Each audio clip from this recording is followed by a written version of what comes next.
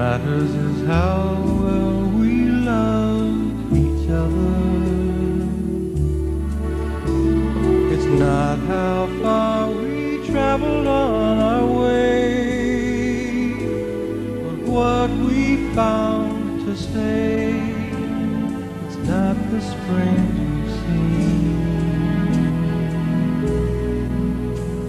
but all the shades of green. It's not how long I held you in my arms. What matters is how sweet the years together. It's not how many summertimes we had to give to fall. Early morning smile we tearfully recall. What matters most is that we love.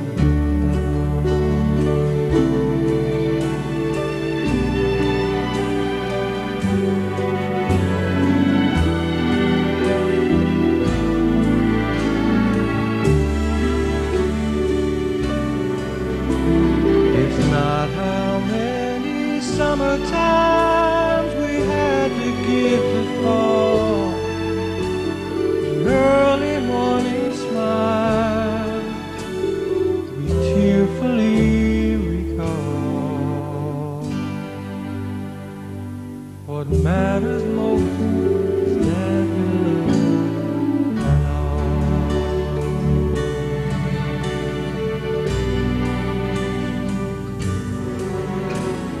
What matters most is that we love and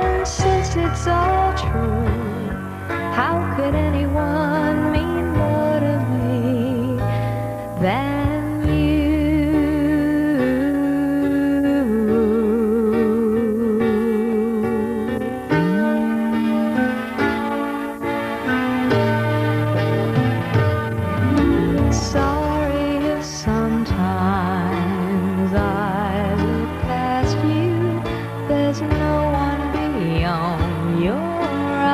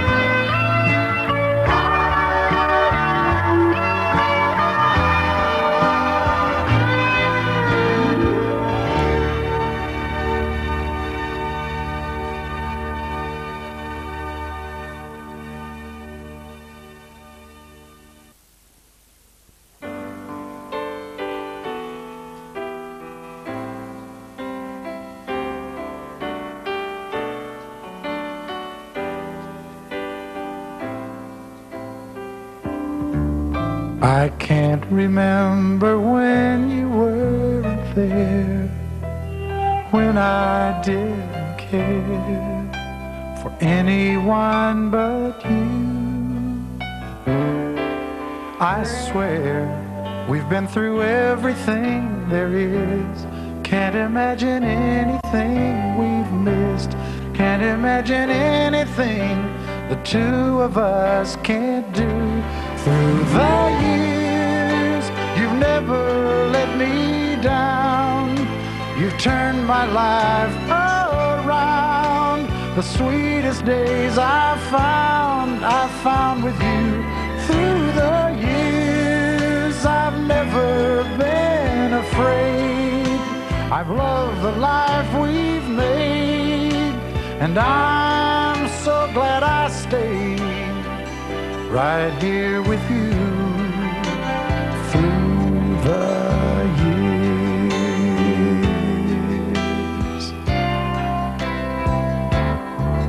I can't remember what I used to do, who I trusted, who I listened to before.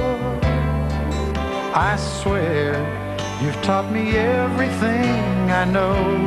Can't imagine needing someone so. But through the years it seems to me I need you more and more. Through the years, through all the good and bad, I know how much we had. I've always been so glad to be with you.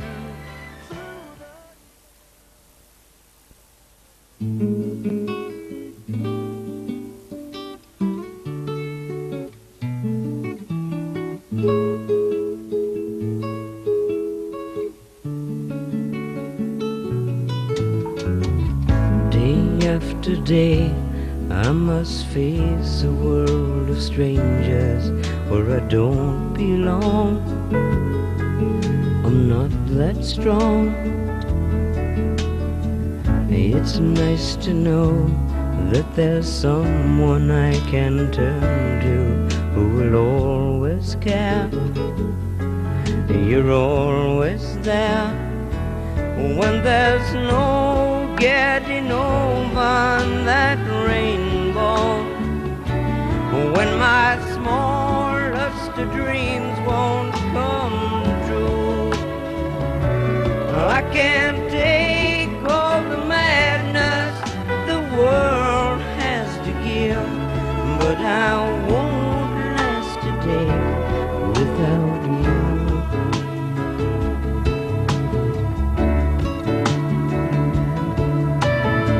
So many times when the city seems to be without a friendly face, it's a lonely place.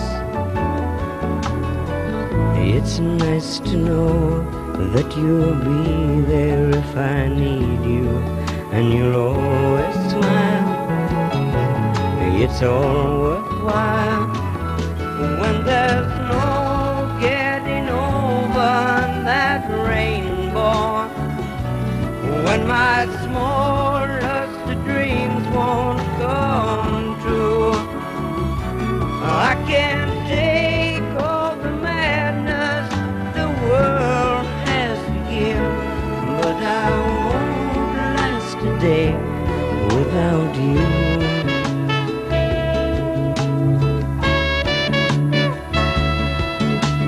Touch me and I end up singing.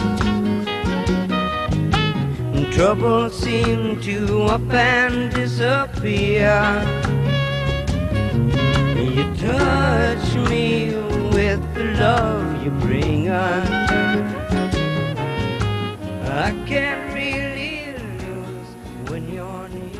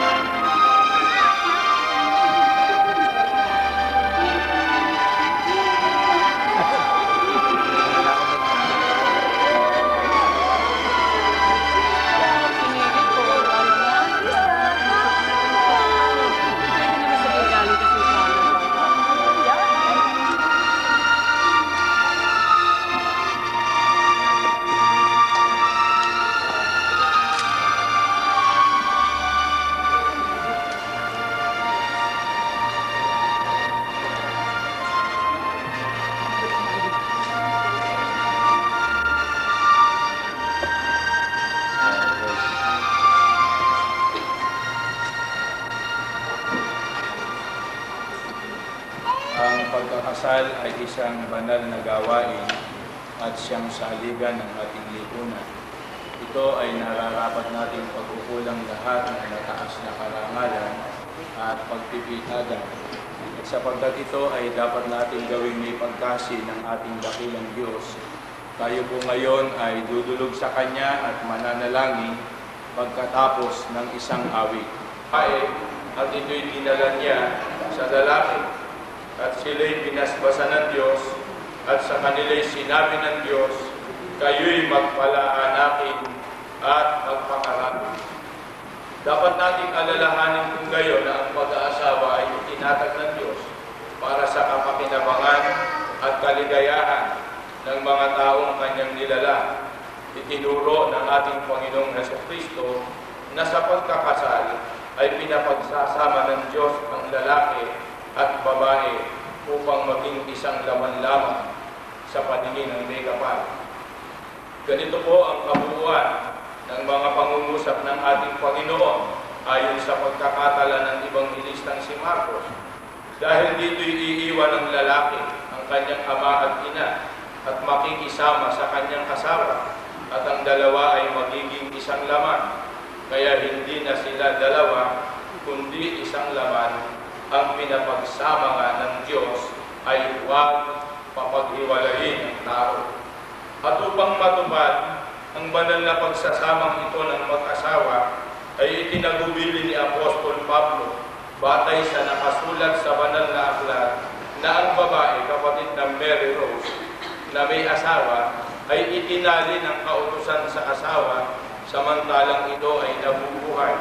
Kaya hindi ang babae, hindi ang lalaki, kapatid na Ian Paul, ang siyang dapat magkaroon ng kapangyarihan sa isa't isa, kundi ang batas o ang kautusan ng Diyos sa pag-asawa. Pakinggan ninyo ngayon ang mga kautusan ng Diyos sa lalaki at sa babae na mag-aasawa. Ganito ang nakasulat ng mga utos ng Diyos sa lalaki. Ang tungkulin ng lalaking ikinakasal ay itinuro ng dakilang apostol na si Pablo sa kanyang sulat sa mga taga-Epeso. Sinabi niyang dapat mahalin ng mga lalaki ang kanilang asawa tulad ng sarili nilang katawan. Ang lalaking nagmamahal sa kanyang asawa ay nagmamahal sa kanyang sarili. Walang taong namumuhi sa sarili niyang katawan pagkos ito'y pinakakain at inaalagaan gaya ng ginagawa ni Kristo sa Iglesia. Kaya upang lalo maipakilala kung gaano kadakilang pagmamahal ang dapat iukol ng lalaki sa kanyang asawa, sinabi pa ni Apostol Pablo, mga lalaki, ibigin ninyo ang inyong asawa gaya ng pag-ibig ni Kristo sa Iglesia, inihandog niya ang kanyang buhay para rito. Bukod dito, ang lalaki rin, kapatid na Ian Paul, ang pinapananagot na magkaroon ng pamumuno sa kanyang asawa. Sapagat ayon kay Apostol Pablo, ang lalaki ay pangulo ng kanyang asawa, gaya naman ni Kristo na pangulo ng Iglesia, na siya rin ang tagapagligtas ng katawan. Upang maging maligaya at matiwasay ang pagsasama ng mga lingkod ng Diyos na pinapagtali ng kanyang mga kautusan, itinatagubilin pa rin sa lalaking itinakasal ang ganito, mga lalaki, ibigin ninyo ang inyong asawa at huwag kayong maging mapait sa kanila. Gayun din naman, ayon sa sulat ni Apostol Pedro, kayong mga lalaki, magsipamahay kayong kasama ng inyong asawa ayon sa pagkakilala na pakundanganan ng babae na gaya ng marupok na sisidlan, yamang kayo na may kasamang tagapagmana ng biyaya ng mga kabuhayan upang ang inyong mga panalangin ay huwag mapigilan. Ang lalaki rin ang pinapananagot ng Diyos sa paghahanap buhay. Ganito ang utos ng Diyos sa lalaking si Adan na nakasulat din sa banal na aklat. At kay Adam ay sinabi, sapagkat iyong dininig ang tinig ng iyong asawa at kumain ka ng bunga ng punong kahoy na aming iniutos sa iyo na sinabi, huwag kang kakain niyaon. Sumpain ng lupa dahil sa iyo. Kakain ka sa kanya sa pamamagitan ng iyong pagpapagal sa lahat ng mga araw ng iyong buhay.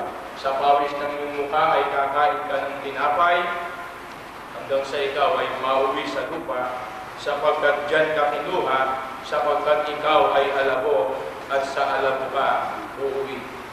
Ang tungkulin ng babaeng ipinakasal, kapatid na Mary Rose, ay itinuro rin ni Apostol Pablo doon din sa kanyang sulat sa mga taga-Epeso. Sinasabing, gayunman ay umibig naman ang bawat isa sa inyo sa kani-kanyang sariling asawa, gaya ng sa kanyang sarili, at ang babae ay gumalang sa kanyang asawa. Paggalang na dapat iuhol ng babae sa kanyang asawa ay pinaliwanag ni Apostol Pablo sa kanyang sulat sa mga taga-Kolosas na nagsasabing, mga babae, pasakop kayo sa inyong asawa sapagkat yan ang kalooban ng Panginoon. Ang babae ay hindi pinahihintulutan na magkaroon ng pamumuno sa lalaki, kundi ang sabi ni Apostol Pablo, ang babae mag-aral na tumahimik na may buong pagkapasakop. Ngunit, hindi ko ipinahihintulot na ang babae ay magturo ni magkaroon ng pamumuno sa lalaki, kundi tumahimik. Pinahayag ni Apostol Pablo na ang babae ay dapat maging kuliran sa lahat ng bagay upang kanilang maturuan ang mga babaeng may kabataan na magsiibig sa kani-kanyang asawa, magsiibig sa kanilang mga anak, magpakahinawa, na umibig sa Panginoon Diyos tungkol sa kanila pagka ikaw ay nakaupo sa iyong bahay, pagka ikaw ay lumalakad sa daan, pagka ikaw ay nahihiga, at pagka ikaw ay bumabangon. Kung ang lahat ng mga kautosang ito ng Diyos na itinatali sa inyo ngayon ay buong ingat ninyong isasagawa, ang inyong pagsasama bilang mag-asawa ay magiging matagumpay sapagkat tatamuhin ninyo ang mga pagpapala, ang mga paglingap ng Panginoong Diyos gaya ng sinasabi sa mga awit ni David, mapalad ang bawat isa na natatakot sa Panginoon, na lumalakad sa kanyang mga daan, sapagkat iyong kakanin ang gawa ng iyong mga kamay, magiging maginhawa ka at ikabubuti mo. Ang asawa mo'y magiging parang mabungang puno ng ubas sa mga pinakaloob ng iyong bahay. Ang mga anak mo'y parang mga puno ng olibo sa palibot ng iyong dulang. Narito, ganito nawa pagpalain ng tao na natatakot sa Panginoon. Kapatid na Ian Paul, kapatid na Mary Rose, kaming lahat na sumasaksi sa banal na pagtitipong ito, hangad namin na ang inyong pagsasamay maging matagumpay. Amuhin ninyo ang mga pagpapala, ang masaganang basbas ng ating Panginoon Diyos.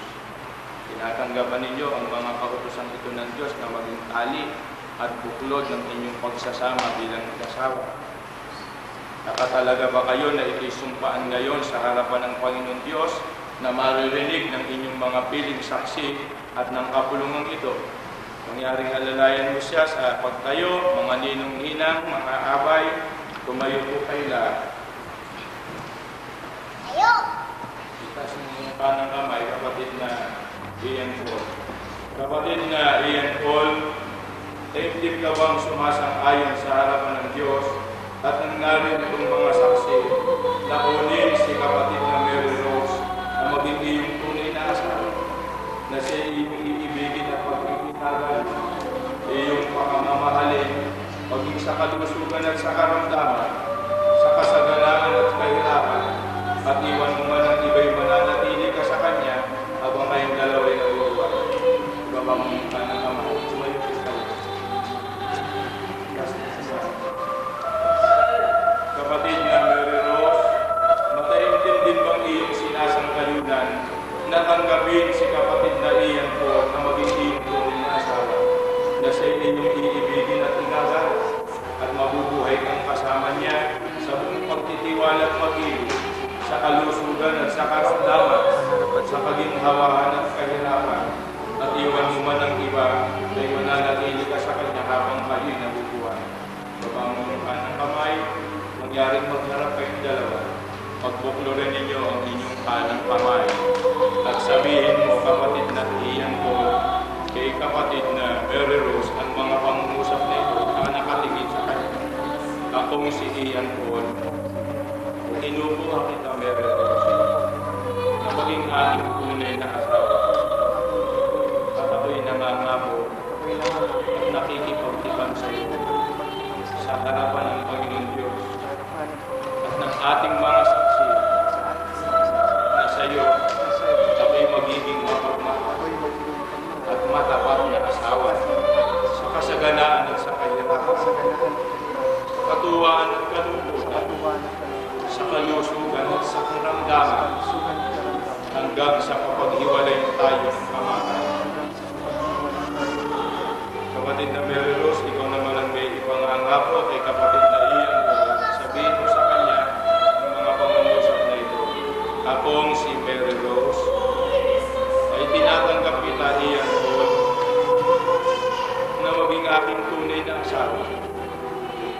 At ako'y nangangako at nakikipagtipan sa iyo sa harapan ng Panginoon Diyos at ng ating mga saksi na sa iyo ako'y magiging mapagmahal at matapat na asawa sa kasaganaan at sa kahirapan, sa katuwaan at kalungkutan, at sa kalusugan at sa karamdaman, hanggang sa papaghiwalayin tayo ng kamatayan. Benchman, kunin mo yung singsing para sa babae, inabot mo kay kapatid na Ian Paul.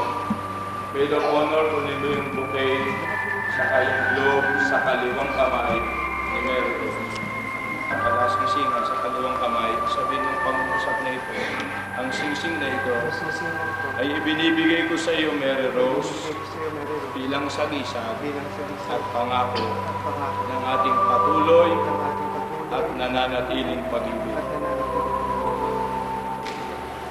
Dapat mo kay kapatid na.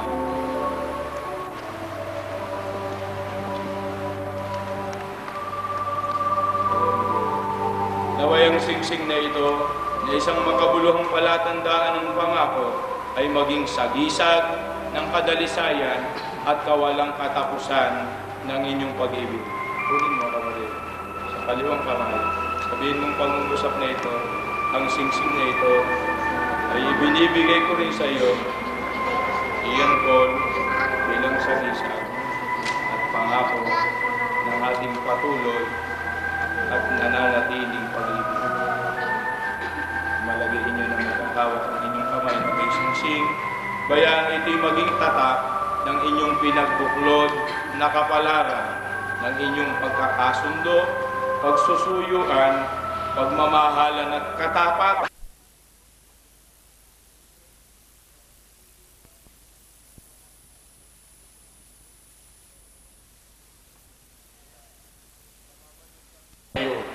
Tulungan mo sila sa buong panahon ng kanilang pagsasama. Habang sila'y nabubuhay, huwag mo silang hihiwalayan. Ihanay mo sila sa mga mag-asawang Iglesia ni Cristo ng kanilang magiging sambahayan, sapagkat sumusunod sa iyong mga kalooban kung sakali mang bumangon ng suliranin. Sa pagsasama ng mag-asawang ito, dumating ang mga pagsubok sa kanilang sambahayan. Sa sandaling tumawag sa iyo't manikluhod ang mag-asawang ito mula dyan sa langit na iyong tahanan, pakikinggan mong kanilang mga daig, pakikinggan mong kanilang mga panalangin. Pagka nahihirapan at nabibigatan na sa pagdadala ng pamumuhay at nanikluhod sa iyo't lumuha, pakinggan mong kanilang mga panalangin. Gawin mo silang mananampalataya, matatag at matibay sa pagtataguyod sa mahal na karapatan. Narito rin ang kanilang mga piling saksi bilang kumakatawang mga magulang nila. Gamitin mo silang mabibisang kasangkapan sa mga pagpapayot, sa mga pagpapaalaala sa mag-asawang ito, upang mamalaging kanilang pagmamahal Ano man ang sitwasyon na dumating sa kanilang buhay, ano mang hadlang ang masagupa, makita mong nakapagpapatuloy sa banal na paglilingkod sa iyong pangalan. Maraming salamat sa iyo sa ganitong mga pagkakataon naman natatawag sa iyong banal na iglesia. Palibasay ang ganitong mga pagtitipon, bahagi ng mga pagsamba namin sa iyo sa ikaluluwalhati ng iyong pangalan. Jesus na aming tagapamagitan, maraming salamat sa patuloy na pagkandili mo sa iyong mga hilira. Ipinamamagitan mo sa Ama ang lahat ng aming pakiusap sa pagkatluklukan ka ng biyaya. Laging nakahandang tumulong sa iyong mga hinirang sa mga panahon ng aming pangangailangan. Ama naming Panginoon Diyos, sumasampalataya kami. Narinig mong aming pakiusap, namamalagi ang aming matibay na kaugnayan sa kasalukuyang pamamahala sa Iglesia. Hinihiling namin ang lahat ng ito alang-alang sa marangal na pangalan mo po, Jesus, na aming Panginoon at tagapagligtas. Amen. Malagi kayo.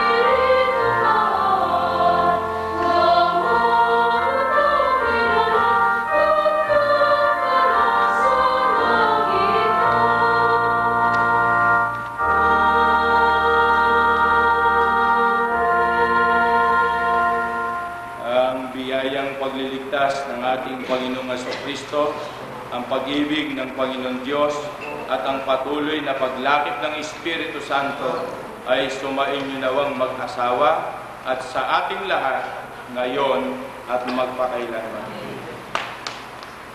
Sige, alalayan mo siya sa pagtayo. Pwede na pong umupo ang kapulungan. Yung camera. Ayan. Ang kisalubong, hindi yung talikod sa amin. Pakibaba pa ng gusto yung ano. Yan. Sige, sa likod. Brother Okay, Ian kiss the Paul, bride. you Salubong. may kiss your bride. Malapakan natin. Maganda kayo sa Certificate of Marriage at ang nakopya natin mo sa dito.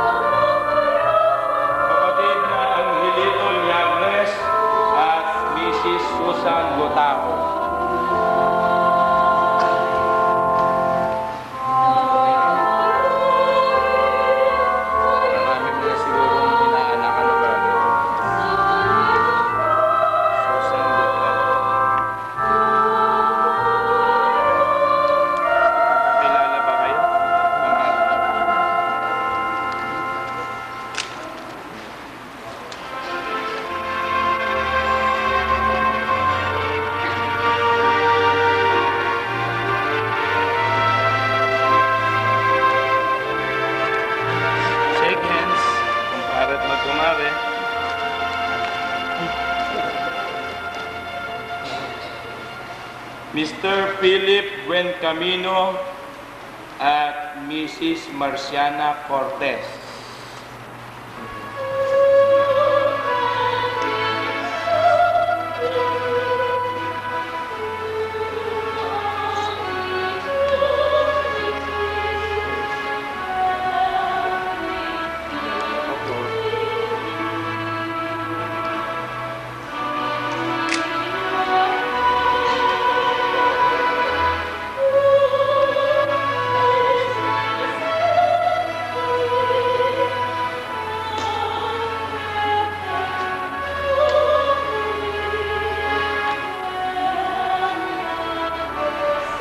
Shake hands po, magkumpare at magkumare.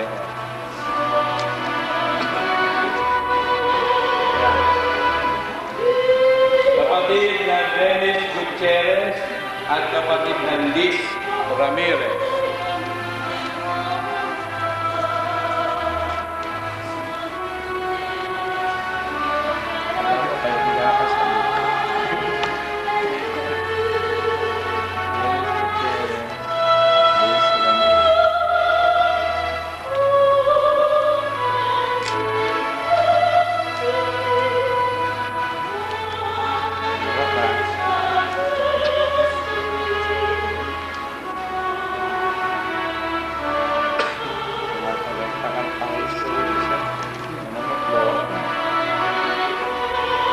Shake hands. The last but not the least, Mr. David Arrieta at Mrs. Arsenia Ortañez. Kapatid na Arsenia Ortañez.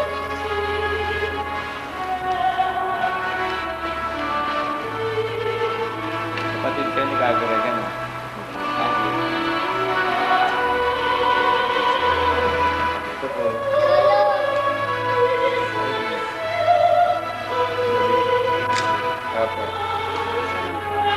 Dapat na copy po ito.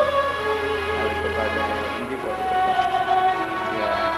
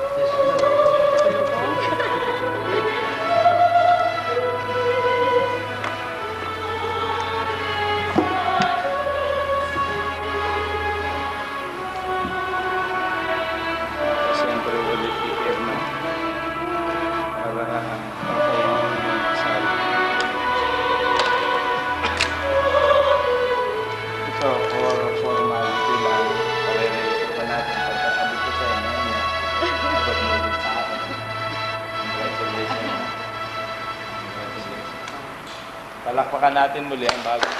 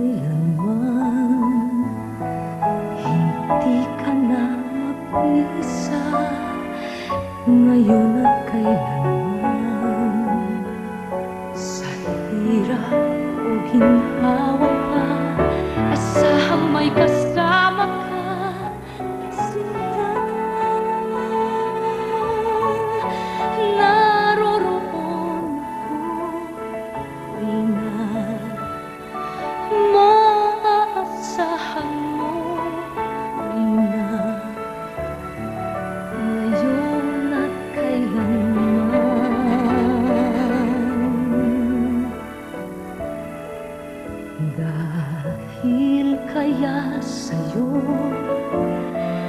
Nang maitadhanang ako'y isilang sa mundo, upang sa araw-araw ay siyang makapiling mo, upang ngayon at kailanman ikaw ay mapaglingkuran. Hirang, bakit labis kitang mahal?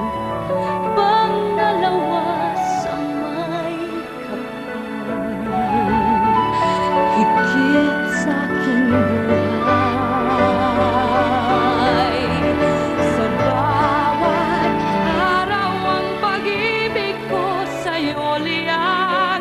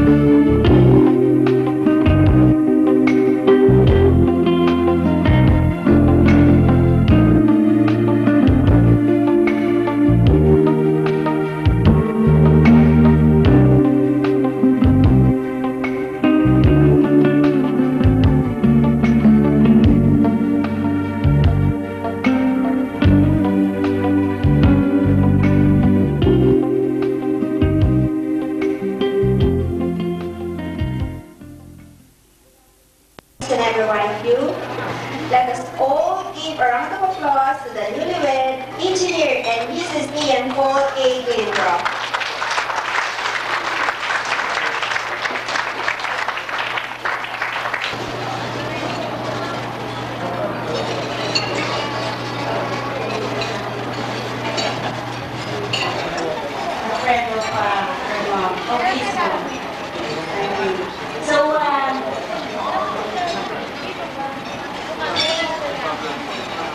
We are very sorry for the delayed ceremony earlier, and I don't know if this winner is delayed to probably not yet.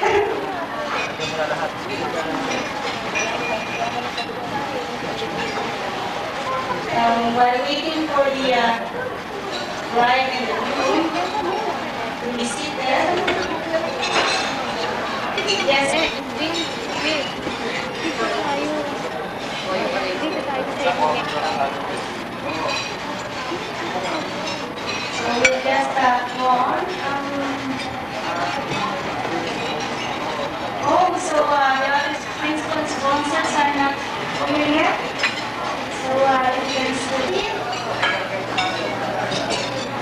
Round of sorry, they're busy eating right now. Laila Atwasi, she will be around here. And Arlene De La Cruz. Arlene, please, I think. And John Frederick Roy Cruz, who really did a good job earlier. Tyla Maria Arieta. Are they around?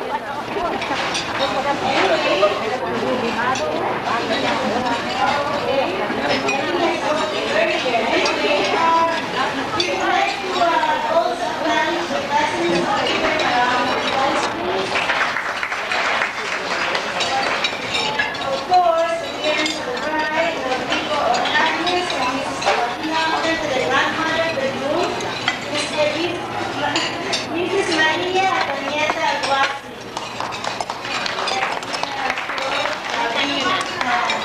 And of course, everybody present. So just keep on enjoying.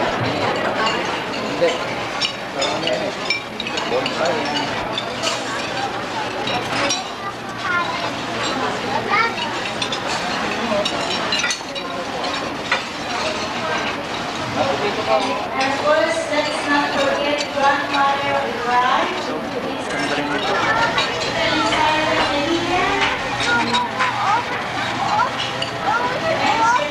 Kumain ka na lang kumain.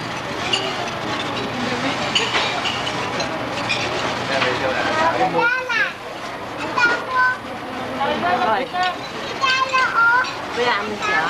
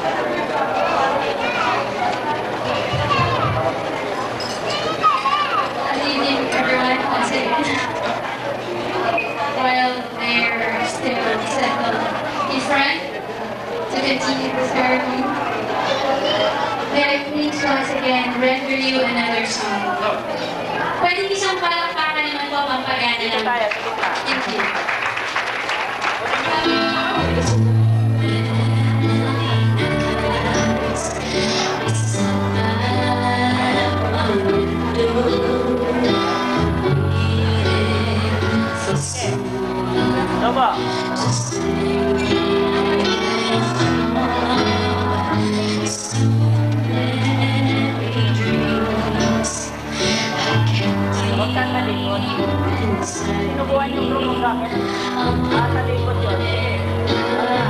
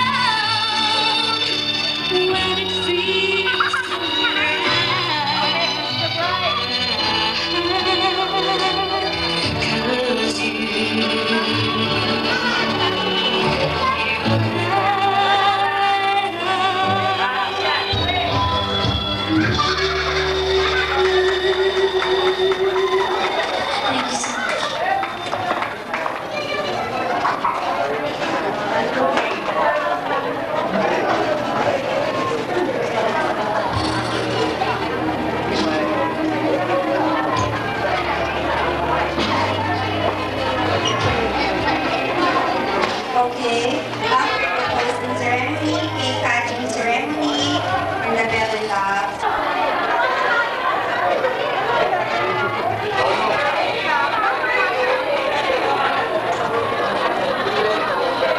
Natin eh.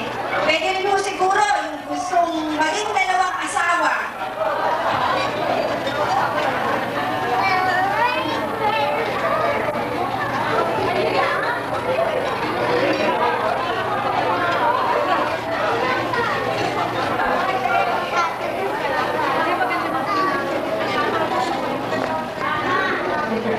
Okay, get set.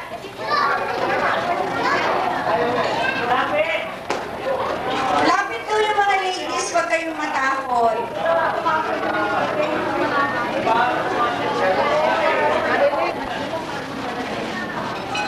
Okay.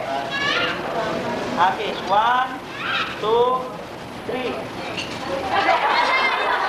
Pa. Isa pa. 1, 2, 3.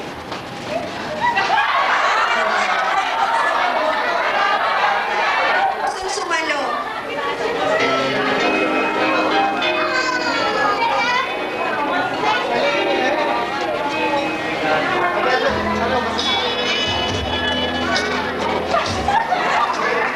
Ayan, siya po ang kapalan na nakasalo ng bouquet. Okay? Dali na po, mga young ladies. Ngayon naman po yung mga young men. Oh, ito na yung pinakahihintay.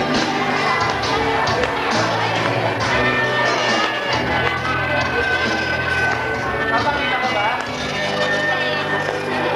Papakita ko? Oo. Tanggalin mo, tanggalin mo.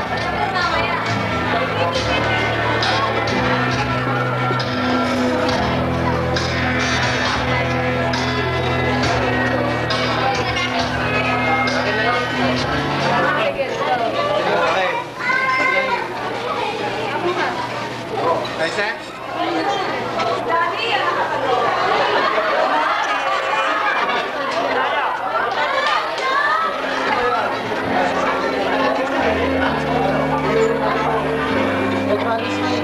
Okay na. Hindi kasi, ano, nagbabago. Sa damit ulit ng doon. Okay na. Oh. Oo.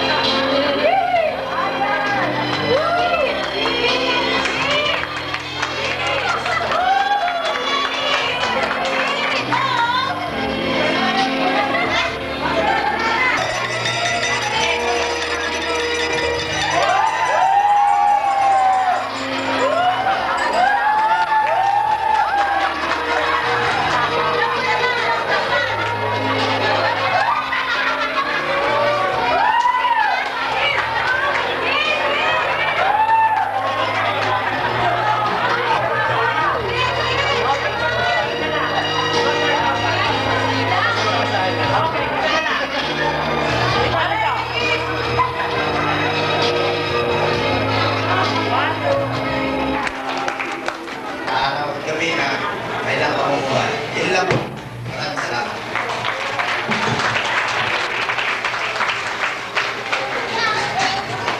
And now, may we call on Mr. Pablo and Mrs. Christina Gindro. Let's give them a big hand.